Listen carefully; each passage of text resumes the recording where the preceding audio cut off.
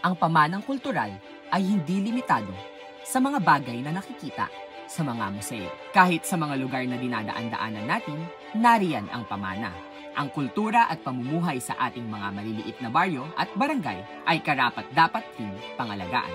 Ang pagtuklas at pagbibigay importansya sa mga pamanang kultural ang nagpapalawak ng ating kaalaman, nagpapalalim ng ating pag-unawa sa mundo at nagpapalakas ng ating pagkakakilanlan at pagkakaisa bilang isang tao at komunidad. Ito ang kwento ng Cruz na Ligas. Ang Cruz na Ligas ay dating kilala sa tawag na Gulod. Noong panahon ng Espanyol, bisita ito ng mga pari ng Marikina, kaya nagkaroon dito ng isang matandang kapilya at plaza. Alam niyo ba na pinagdiriwang ng Holy Cross Parish Church sa Barangay Cruz na Ligas ang kanilang ika-26 na anibersaryo mula nang ito'y ayusin noong Pebrero 10, 1998? Ay, pero teka, ano nga ba ang pinagmula ng pamayanan ito? Bakit nga ba ito tinawag na Cruz na Ligas? Ayon sa mga kwento ng mga matatandang nakatira sa Cruz na Ligas, ang barangay na ito ay mas kilala bilang Nuestro Señor Jesucristo na tinuturing nilang bilang patron hanggang dumating ang panahon na ang patron na ito ay nawala.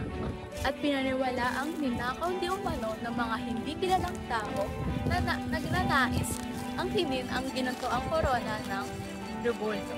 Isang araw, habang ang tagapangalaga ng kapilya ay naglilinis, napansin niya ang isang halaman na tumubok sa tuktok ng kapilya. Napagpasyahan niya itong tanggalin sa pamamagitan ng pagkuha ng mga ugat nito. Makalipas ang ilang araw, muli niyang napansin ang pagtubo ng halaman, kung kaya't ito ay kanyang piniligan, hinayaang tumubo, at kanyang ipinagkalat sa mga tao ang patungkol sa halamang tumutubo sa tuktok ng kapilya.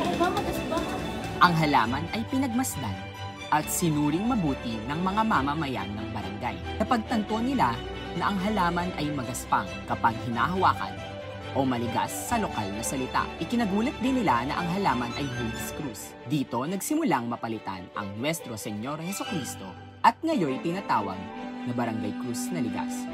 May isa pang bersyon ng kwento na nagsasabi kung saan ba nagmula ang pangalan na Cruz na Ligas. Sa panahon ng pananakop ng mga Espanyol, ayon sa isang account, may isang sundalong Kastila na naglalakbay at mapadpad sa kanilang lugar. Tinanong nito kung ano ang pangalan ng nasabing lugar. Inakala ng lokal na mamamayan na ang tinatanong ng Kastila ay ang puno na kanyang tinuturo. Ang nasabing puno ay isang puno ng ugas na tumutubo ng hugis krus at ituturing na sagrado, kung kaya't ang sinagot niya sa Kastila ay Cruz na Ligas.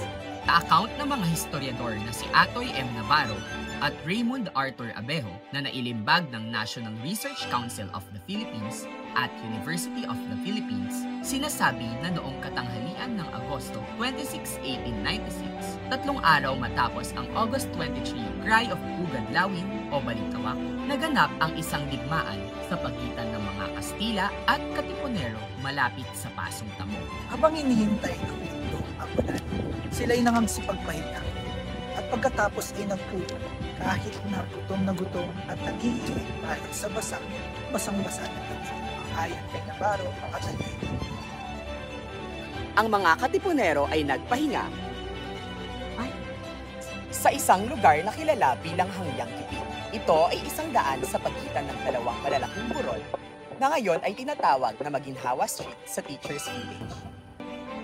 Makalipas ang 100 taon, isang marker mula sa National Research Council of the Philippines at Universidad ng Pilipinas ang inilagay sa harap ng simbahan ng Barangay Cruz na Ligas bilang pagkilala sa kanilang mahalagang gampanin at ambag sa kasaysayan ng Pilipinas. Maipapakilala natin ang mga lokal na komunidad sa mga kabataang Pilipino sa pamamagitan ng pagtampok sa kanilang kahalagahan at kagandahan sa mga dokumentaryo o presentasyon. Ang Cruz na Ligas, sinubok man ng panahon, Ay nanatili pa ring matatag. Ang Cruz na Ligas ay naging kanlungan, Tambayan at tahanan ng mga mamamayan at mananatiling mayaman sa kultura at kasaysayan. Sama-sama tayong magbahagi ng kultura, tradisyon at mga pangarap para sa mas magandang kinabukasan ng bansang Pilipinas.